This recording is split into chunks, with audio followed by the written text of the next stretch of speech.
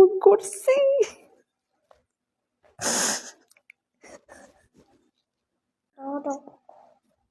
কান্দো না। কাঁদতাম না বাবা। কই যাবা এখন? কি করবা? কই যাবা? বাবার বাসায়। বাবার বাসায়? বাবা নিব না বাবা। আমার নেব। নিব না। আমার নেব। তুমি একা বাবার কাছে যাবা? বাবার কাছে তুমি একা যাবা? আমারে নিবা না? নেব। আমারে নিবা? বাবা নিব না তো আমারে। হিন্দু ধর্মের মেয়ে। আমরা দুইজনই দুবাই ছিলাম, আমার স্বামী আমি। আমরা দুইজনই দুবাই ছিলাম, দুইজনে ভালোবাসছি, ভালোবাসা দুইজনে বিয়ে করলাম। দেশে আসছি, দেশে এসে বিয়ে হয়েছে টাঙ্গাইল, ওদের বাড়ি। গ্রামের নাম চামুরিয়া, কালিহাতী থানার। দুইজনে বিয়ে শাদী করলো, সুন্দর সংসার হয়েছে আমাদের। আমাদের বাসা ভাড়া রাখছে, আমি বাসা ভাড়া থাকলাম, বাচ্চা হইলো। তারপর ওদের বিদেশ চলে গেল, আমি ভাড়া বাসায় আছি।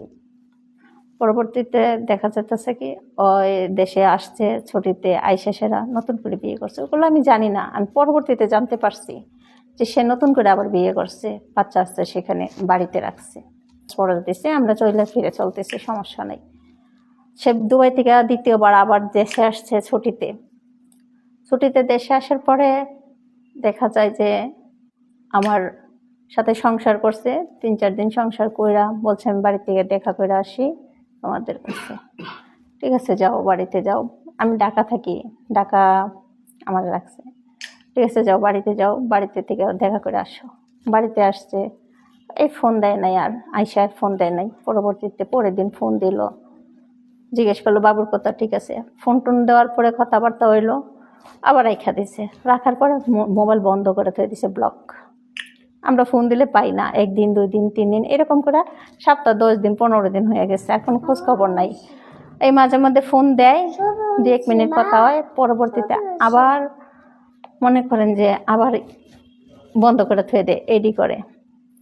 তারপর আমার মনের ভিতর কেমন হইলো, পরে আমি টাঙ্গাইলে আসলাম। আসার পরে দেখি যে মানুষের কাছে শুনলাম যে অনেকে দ্বিতীয় বিয়ে করছে, বাড়িতে মেয়ে আছে, নিজের মেয়ে হয়েছে, বউ আছে, সংসার করতেছে এখানে। তারপর আমি বাড়িতে গেলাম, বাড়ির রাস্তার মুখে থেকে আমারে নিয়ে এসে পড়ছে, আমারে অনেক কিছু বুঝাইলো।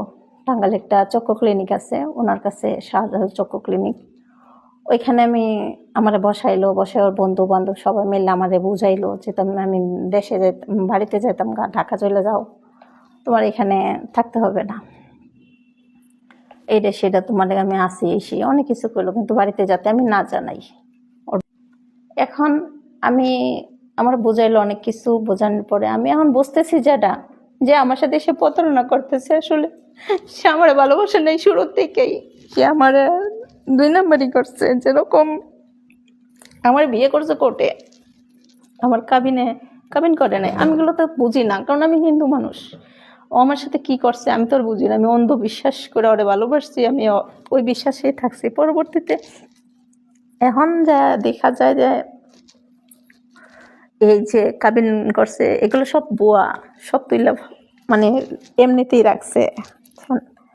আমার সাথে সব বুয়াবাজি করছে, প্রতারণা করছে আমার সাথে। শুরুটাও করছিল প্রতারণা, শেষটাও করলো প্রতারণা। এখন আমার বলতেছে যে আমি ঢাকা চলে যাও। যে ও আমার সাথে যা করলো সব প্রতারণা, ছলনাবাজি করলো শুরুটার থেকেই। দুবাই যে কামাই করলাম, দুইজনে কাজ করছি, আমার ব্যাংকার ছিল, ব্যাংকারটা ওর কাছে দিয়ে রাখছি, ওই টাকা পয়সা তুলছে কিছু, আমার অল্প কিছু টাকা দিয়েছে, আমি চলাফেরা করছি, বাস এতটুকুই ওর কাছে। গাড়ির লাইসেন্স নিল, সেটাও আমার টাকা দিয়া। গাড়ি কিনলো, সেটাও আমার থেকে। ও একটা কোম্পানিতে, লেবার কোম্পানিতে কাজ করতো, আলফাজার কোম্পানিতে, আমি সার্ভিউতে করতাম। আমার কোম্পানি ছিল ক্লিনিং, আর কোম্পানি ছিল কানেকটেশনের কোম্পানি। ওইখানে টাকা পয়সা ওরা আমি দিছি। দেশে আসার পরে বিয়ে শাদী করলো, ওই কাবিনের মধ্যেও সব কিছু বুয়া কাজ করলো, কিন্তু আমারে বোঝাইলো না, আমার সাথে প্রতারণা করলো। এখন আমি যে কামাই রুজি করছি সবগুলো তো ওর কাছেই দিলাম, আমার কাছে তো কিছুই নাই।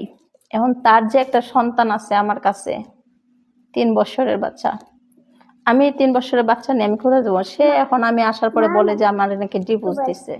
বানো এখন আমার যদি ডিভোর্স দেয় তাহলে আমি কোথায় যাবো, কার কাছে যাবো? আমার তো মা নাই, বাবা নাই, ভাই বোন কেউ নাই, কারণ আমি সবকিছু চাইরা ত্যাগ করে আইছি।